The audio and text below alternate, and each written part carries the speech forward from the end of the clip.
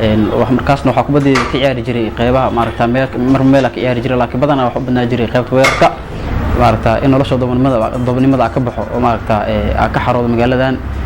iyo dhaxanta ka xaroodo waxa la wixii dheerihi malaha cabsida Soomaaliya ka qabta Algeria shacabka Soomaaliyeed cabsida ay ka qabaan Algeria iyo Senegal cabsi lamid ay Algeria iyo Senegal ka qabaan Soomaaliya maadaama Soomaaliya iyo adan ay guuleysatay kadib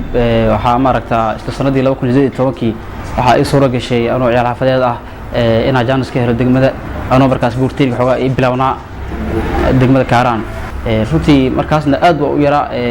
aqli ahaan xirfad ahaan iyo ahaanna waa ka yara intaan waxaan hami jiray ahayd in anoo yar markasta hami jiray in anoo xul matalay guul dare maaragta guul markasto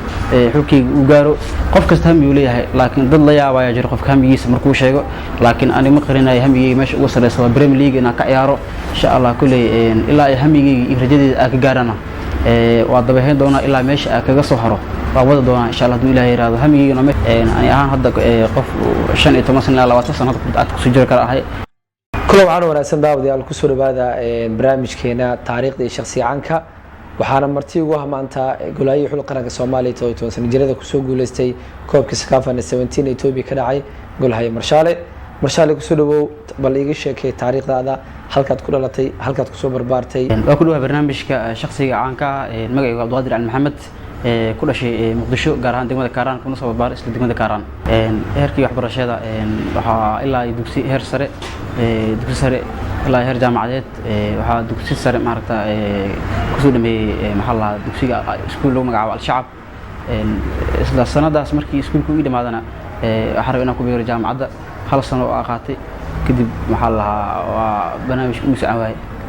وقت مرشالي بل iga sheekay musuul ahaan kubadda cagta halkaad ka soo bilaawday yaraantaada iyo heerka maanta aad gaarsiisantaa kubadda cagta waxaa ka soo bilaabay xaafadaha kubadaha laga ciyaaro ciyaarka xaafadeed kooxaha wax markaasna waxa kubadda ka ciyaari jiray qaybaha maaragta meel ka ciyaari jiray laakiin badanaa wax u badnaa jiray qaybta weerarka kadib waxa maaragta isla sanadii 2018 waxa ay soo rogashay anoo ciyaar xaafadeed ah ina Jaanis ka helo degmada anoo markaas buurtiga xogaa ay bilawnaa degmada Kaaraan ka helay Jaanis waxaan u arkay Jaanis ugu fiican oo maanta gool hay oo lagu soo gali karo kubadda cagta runtii markaasna aad waa u yara aqli ahaan xirfad ahaan iyo ahaanna waa ka yara intaan laakiin Jaaniska wuxuu ii saaciday in gool hayash ay ku yaraayeen degmooyinka loona baahnaa gool hay laakiin sanadaas ima soo gal in gool hay ku noqdo waa fadhiistay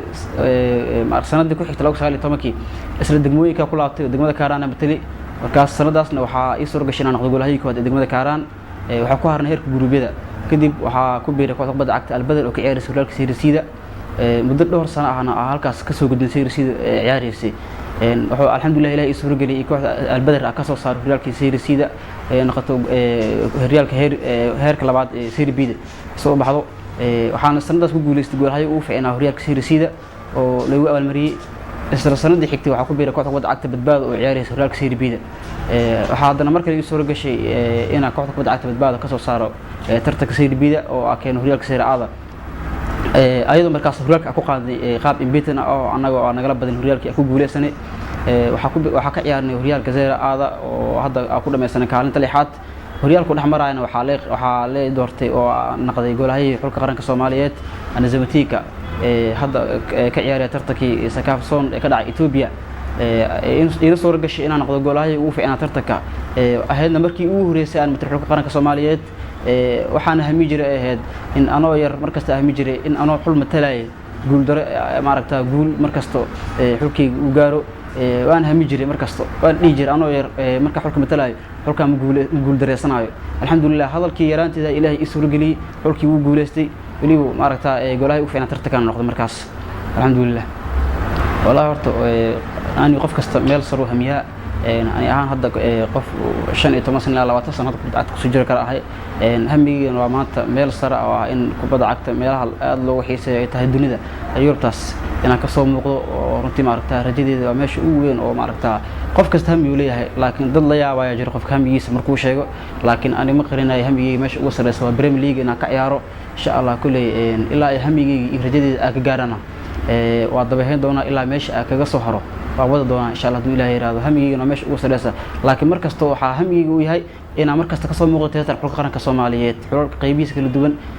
haddii da'da ay ogolaato ilaa ay siyir inaan noqdo waa rajeynaa markasta ka soo muuqdo xulka Soomaaliyeed ciyaarayna inaan ka mid noqdo rajeynaa insha Allah tamar shaale haddii aan kula kaftamo ciyaartooydii markay kasoo laabteen koobkii Sakafa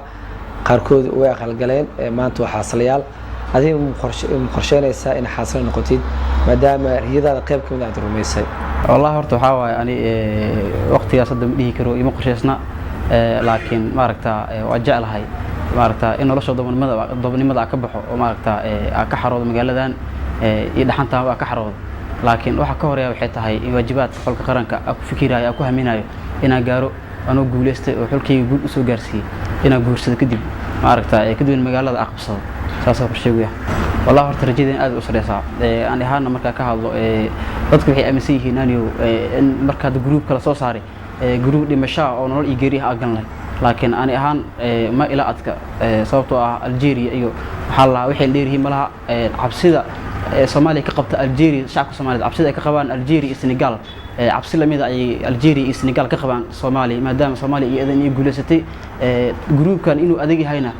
ma aha Algeria inay adeeg yihiin Soomaaliya naftirkeeda way adag tahay xayira tartan ka soo qaadnay lix wadan ka soo qaadnayna 12 dal hadda la ciyaareen 12 dal hadda la ciyaareen waxay dheerihiin malahan runtii anaga ahaan ciyaaryahan markii lahaana ma baqeeno mana cabsanayno sababtoo ah maaragta tababaran la sii juudiyana la geliyay aqoonteena aaminsan Arabiga ku kalsoonahay mana jirta cabsiga ka cabsanayna sababtoo ah ma jiro wadan inuu ku guuleysanayo koobkaas ama loo ballan qaadayba laakiin hamiga alle inay leeyihiin anagana qayb ka nahay wixii qadarta rabbi nagu soo dhac qaadanayna laakiin dadnimo iyo ragnimo meeshaas la tagayna wixii dadkeena ku farxaana insha Allah waana arki doontaan hadii Ilaahay yiraahdo shacabka Soomaaliyeed والله hortanaaniyo tan waxay khusaysaatay Ethiopia oo kale furitaanka ciyaarnay group A galnay Ethiopia oo martigeliyaasha la ciyaarnay waa ka badanay tan waxa la ciyaarayna Algeria oo ayagana martigeliyaasha ah group A galnay kulay anaga ahaan waxa aaminsanahay Algeria iska dhaafay xitaa hadii Faransi Spain la keeno dadnimadeena iyo maaragta iyo awoodeena inaan kaga hortagi karno oo maaragta nin asaageena ah wuxuu sameeyay karno ka badanba taas aaminsanahay Algeria runtii waxa aaminsanahay maaragta groupka tartankaas groupka inaan kaalin kaga soo baxay wallahi rajadaas ay muuqataa aad iyo aad sababtoo hadda awoodi aalheen mid hadda aalheen ka sii weyn sababtoo hadda waqti asgelin tababar badan qaadanay qof kasta uu isdiyaariyay maaragta